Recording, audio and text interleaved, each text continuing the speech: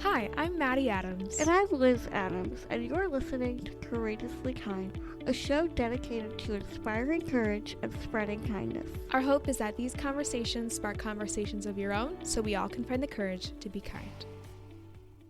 So today we are joined with a very, very special guest, our beautiful mother. Aww, thank you. And how fitting that we are going to interview our mom, and this episode is going to air on Mother's Day. Aww.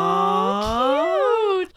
Aw, we have a lot to talk about today, Mom, Okay, don't we? I will try and remain very serious. Okay, you don't have to be too serious. We can get some laughs in. We have a list of questions here from you, and they are everything spanning from motherhood to face equality to spirituality. We're going to cover all the bases. Wow, let's just go from one end of the spectrum to the other. And try and I cram was it. born in Bastogne. No, I wasn't. Tell us Never your mind. whole life story. We're going to try to fit it all in 15 minutes. We'll see how it goes. Okay. Yes, ma'am. Do you want to introduce yourself for our listeners who might not know who you are? Oh my gosh. Well, my name is Jacqueline L. Adams, and I was born Jacqueline L. Green, and I was named Jacqueline after Jacqueline Kennedy Onassis. What a wonderful namesake. Must be where you get your impeccable taste in fashion. And what do you do for work, Mom? Right now, I am what they call a pastoral care associate, and that means that I get to visit our homebound and shut-in parishioners, and I take them Holy Communion. And sometimes I just get to sit and chat with them because they are folks who have been very isolated, especially during the pandemic. I will be able to go into hospitals and nursing homes and do communion services with folks that can't get out. And there's a multitude of things that I can do to help our pastor and our parish to help our parishioners stay connected. That's awesome. You're pretty much like the Outreach 101 kind of for our oldies. Yeah, there you go. I love it. And, sometimes you're the only person that these people get to see during their day. So. Yes. Or during the pandemic, I'm the only other person other than immediate family that they have allowed in their house. Yeah. So that must be an honor. Yeah. Yeah, I treat it really as it's a delight for me, after my mother passed away, as you well know, last year. It was very interesting that the Holy Spirit kind of pushed me in this direction. Yeah. It was kind of like prepping you for this job. Yeah. Yeah. And my boss kind of was very gracious and said, I think you would be really good at this. And I said, yeah, okay. And you are. You love old people. I do. Because someday I'll be an old person too. Someday very far away. Yeah, thank you. Yeah, you're welcome. Yeah, okay. So I guess we'll start with our questions. And I'll turn it over to Liz and she'll ask the first question. How high is up? No, that's not on the list. So this episode will be released on Mother's Day. So our very first question to you is, what has motherhood taught you? Patience. Don't ever pray for patience either. I've heard it said that if you pray for patience, God will test you to prove to you that you already have the patience. So true. Yes, so patience is probably the biggest thing. Humility, and just knowing when to bite your tongue and knowing when to give a nudge. I love when you tell the stories of just, going out to the garden for a little bit. Yeah, Mommy needs to go out and dig something up. How were we as children? You were fabulous children. You were best friends, just like you are now. And it was so fun to get up in the morning and put you in those little bouncy chairs, and you and I and Martha Stewart would have breakfast together. Marmar. And you just had fun the whole day long. Our next question is about your spirituality and your sort of religious story. So you converted to Catholicism, or I guess became Catholic. You didn't really convert from anything. But you became Catholic as a young adult. What was it about the Catholic Church that kind of intrigued you, or I guess drew your attention? The funny part of that story is the fact that I was a babysitter for a family in the neighborhood, And when my grandmother found out that I was babysitting for them, the first thing she said was, "Be careful, they'll try to convert you." And All those Catholics. Yes, and I said to her, "Convert me from what? Yeah. I don't have anything." And then we never talked religion again with her. God bless her. She was not alive when I actually did convert. But I don't think it would have mattered. The one thing my dad told me when I said to him, I think I want to become Catholic, and he said, I really don't care what you are. Just be good at whatever you are. Just, be That's faithful to whatever you are. Wonderful advice. Yeah. So I went to midnight mass with this family that I was babysitting for, and they sat right up front, and, I listened to what was going on, and I saw it was midnight mass, so there was lots of ritual, and I realized how ignorant I was to this thing called religion, and I wanted to understand and know more, and I didn't realize it, but the husband of the family that I was babysitting for, our Papa Pete, who are our godparents. Yeah, and my godparents too. He was actually going through instructions to become Catholic also, but they wouldn't tell me where they were going because he wasn't sure he was going to do it. So Papa. he went all the way through the classes until Christmas time, and then at Christmas time they said, "Oh, by the way, this is where we've been going every Friday night and what we're doing." And I said, "Well, tell me more. Yeah. I want to do tell." So he wasn't the big talker in the house. He was still chewing and contemplating, discerning what he was doing.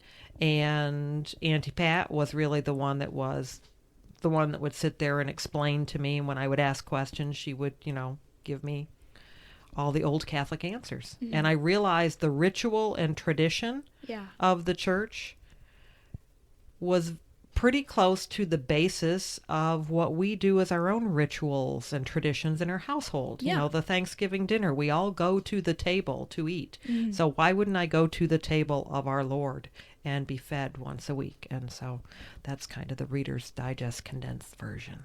I love it. Why I It became makes Catholic. total sense I love it that too. you would be drawn to that ritual. Michael and I were Our dad. when we were church shopping, trying to figure out, because we were married by an Episcopal priest to begin with, because I didn't think I could get an annulment because I had been married before, and Daddy wasn't sure that he really knew and understood and liked the Catholic Church. So we went to several other churches, and we the first, it was kind of like Goldilocks. We went to the first This church. one's too. Yeah, this one's too friendly, and this one's not friendly enough, and this one's too cold, and this one's too hot, and this one's just right. So we really did go to different churches, and there were some that were very friendly, too friendly. You don't know me. You don't need to hug me yet. Personal space. Yeah. And then there were other ones that were very standoffish, like, you're sitting in my pew. Yeah, And then we went to an Episcopal church, and they were very, very friendly, yeah. but not too much. Yeah. And it was so much like Catholicism for me that I thought, oh, I could do this. Yeah. And so the Episcopal priest married us in the hot air balloon in 1995. And like a year later, he got transferred. And then they didn't have a replacement. And it was the lay people doing the service, which was fine. But then there was no communion. And I thought, wait a minute, this was You the missed part. that. Yeah, this was the part that I had grown so accustomed to. So I said to Daddy, let's go over to Our Lady of Sorrows. And after he sat there, probably 2 or 3 weeks, and the people that he saw the week before spoke to him the second week and spoke to him the third week, and he realized how close it was to Episcopalian. Yeah. We looked into my annulment, and the rest is history. And then he converted. Aww. Yeah. And Yeah, we've been there ever what's- since. what's- And we've got church family now. Yeah, I love that. What's interesting, two things that I thought of. The first one being, it's really interesting that you converted to Catholicism, because I feel like a lot of the Catholics I know and I've met have just been Catholics their whole life. We don't really hear a whole lot of stories of new people joining the Catholic Church. So, and yet, when you look at any of our church services, when you look at the people who are the hospitality ministers, the Eucharistic ministers, the people helping out, I would probably say that 75% of them are converts. and because they chose it, Yeah. and they want to be Yeah, there. and they want to be a part of it. Yeah. I love that. And the second thing is, I didn't realize, and I started to learn this when we talked to Father Lizzie, the Episcopalian priest. She's a priest now. How similar the Episcopal Church and the Catholic Church are. Yes, very similar. She said something along the lines of they're similar in Dogma. like The doctrine of theology the- and liturgy, I think she And said. the only thing that really I got stuck on was the communion part of it. Yeah. Because they don't believe what we believe. Right. So. Right. And that's okay. Yeah. So we were very lucky to have such a wonderful spiritual teacher like yourself to raise us. And you have actually worked in the school system for a very long time. Almost all of our high school, or all of our school in general Yeah. career. So what has that taught you? Again, patience. And that, my organizational skills are not what I wish they were. But I think working in a school setting where you have a child come in at any given moment ready to throw up on your feet, and you have to stop what you're doing, grab a garbage can and say, "Here, are you okay?" Or there's blood, or, You have to be ready for anything. Yeah. Yeah. And I think that was probably the hardest part and the easiest part, because your day was never the same. As poor Liz knows, when I made her get in the car and go to school, and she said she had a bellyache, and I didn't believe her. And she got in the back door, threw up. Yeah. And then we got back in the car and went home. And we made Maddie go to school. I always hated that. I think probably patience is the biggest thing. And people say, "Oh, I wish I had more patience." I don't think we realize how much patience we really have until we look back on it. They say hindsight's 20/20. You're dropping a lot of good ones. I know. And I didn't even practice this, I'll have you know. This was not scripted, people. I love it. So, switching gears a little bit, Face Equality Week is coming up. Ooh, very exciting. When is it? It is the week of the 17th. Oh, So cool. not this week, Okay. but the following week. Okay. So we're going to start to talk more and more about face equality. As a parent and a mother of someone who has a facial difference, what advice would you give to maybe a new parent or any parent that has a child with a facial difference? The thing that helped me the most was finding other individuals who had been on the path that I was headed Community. towards. Yes. Yeah. And that would have been Faces. They were fabulous with us, the organization out of Chattanooga, that put us together with people. And to go one step further, I think it was therapeutic for me to talk other people off the ledge, so to speak, when they had a baby that was going to need a feeding tube. And I told them all the wonderful things about a feeding tube. You never have to get up in the middle of the night and feed your child. And if they need to take medicine, they're throwing up, it doesn't matter. It goes right in their stomach. It doesn't, it doesn't worry you. But I think you can feel very isolated, and having that community to bring you back to, well, okay, yes, you know what, I've got that too. And with social media now, it can be so easy. We were making phone calls and,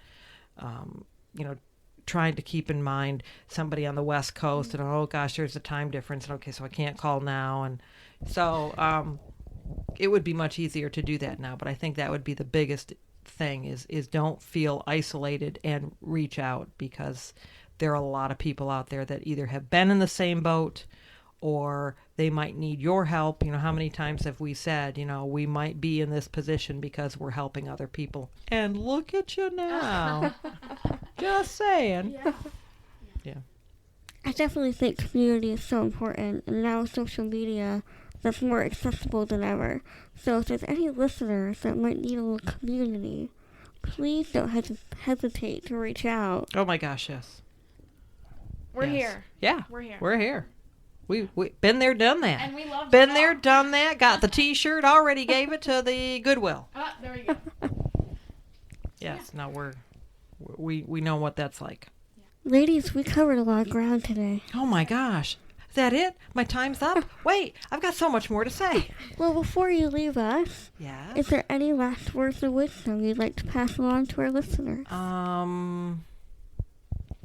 Well, I think probably if we want to look at the whole topic, it all comes back to faith and spirituality. You know, no matter what faith you have, what you believe in, what you don't believe in, I think you need to be true to yourself and to whatever that faith is, and that will get you a long way.